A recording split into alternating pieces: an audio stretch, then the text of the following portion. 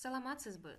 Бул окутуучу роликте биз катталган бейтаптын дарыланууга жазылышын кантип жүргүзүүнү көрөбүз. Бейтапты издөө менюсүнүн жардамы менен буга чейин катталган бейтапты ИНН, фамилия же туулган күнү менен издөө мүмкүн. Буга чейин катталган бейтапты ийгиликтүү издөөдөн кийин бул белгини басуу менен бейтапты жазылышын жүргүзөбүз. Анан бардык зарыл талааларды толтурабыз.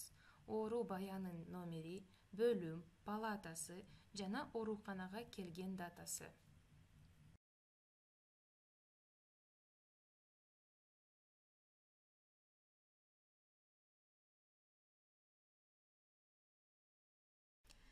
Эгерде таякча орнотулса, анда бул иш-аракет аткарылган, ийгиликтүү аткарылган же бар экенин белгилейт. Бул учурда бейтап тартип менен таанышып, жана бейтаптын флюорографиясы өткөрүлгөн.